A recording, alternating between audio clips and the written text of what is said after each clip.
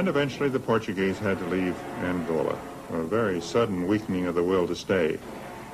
The old Portuguese heroes suffer. The Portuguese do not stay to sea.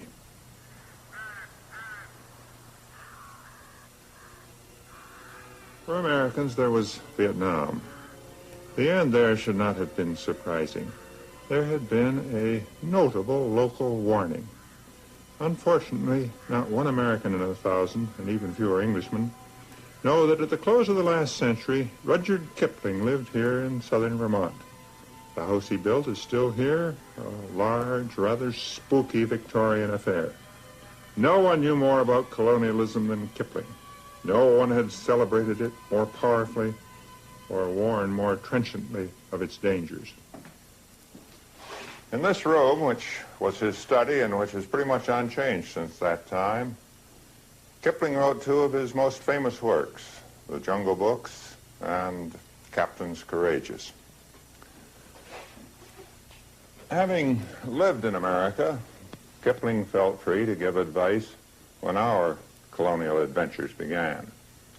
That was in 1899 when the Spanish-American War brought us to the Philippines.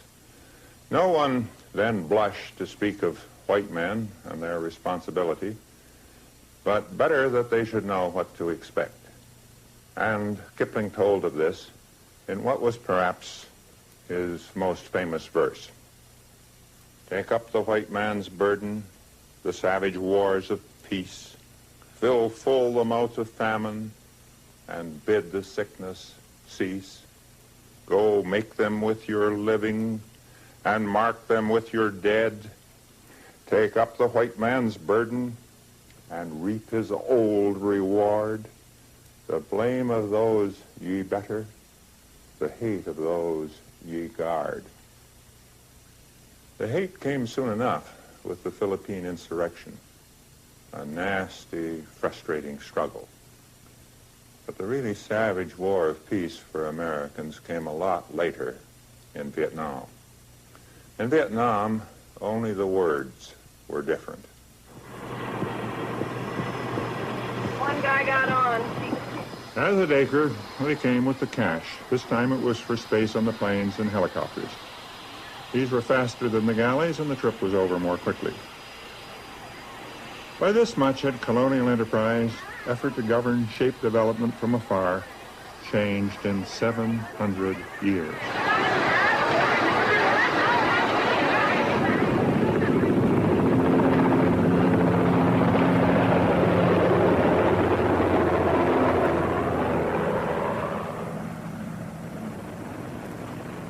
The helicopters landed on the carriers, and there was no space. So they went overboard as previously had the illusions of a compelling mission, as previously had the will to stay. At Acre, in Spanish America, in India, Algeria, China, it had all happened before. This time it could be watched on television.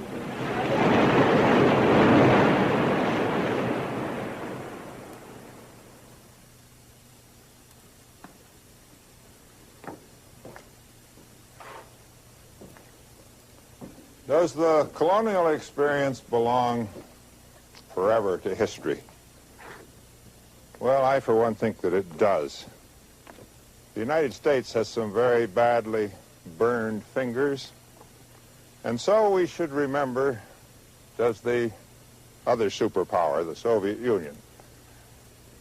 The last 20 or 30 years, the Soviets have sought to extend their influence to China, Indonesia, Egypt, Ghana, elsewhere in Africa and Asia, and contemplating the results, they can hardly feel pleased. When Ben Bella, a Soviet acolyte, was deposed in Algeria, I remember a Russian newspaper correspondent saying to me, rather sadly, they even used our tanks. Well, at least they didn't use our advisors. The Soviets, too, have experienced the blame of those ye better. I expect there's now a volume of Kipling in the Kremlin. But though colonialism is dead, the scars will remain for a long while. The old colonial powers are now the rich industrial lands, and the former colonies, their former colonies, are the poor countries of the world. And colonialism gets the blame for this poverty. Sometimes it gets the blame when local failure, the absence of conscientious and honest efforts by local governments and local politicians, might be a more useful explanation. The colonial experience also deeply colors relations between the rich countries and the poor. This experience and the difference in wealth supports the case that the rich countries have an obligation to help the poor. It's an obligation to which I strongly subscribe. But it is not an easy obligation to assume, even when the will and the money are available. You keep your hands off, do not advise, wait to be asked, and then you will be thought indifferent. Or you are forthcoming, interested, involved, you urge what you think is right, and then you risk being called a neo-colonialist. It's a delicate line, and to this delicacy I can testify from experience as ambassador in India. My instinct was to get involved, very much involved. And in consequence, the late Krishna Menon, in a memoir, remembered me principally as a man who yearned to be the new viceroy. A very dangerous ambition, and I had been warned, because I had read my Kipling,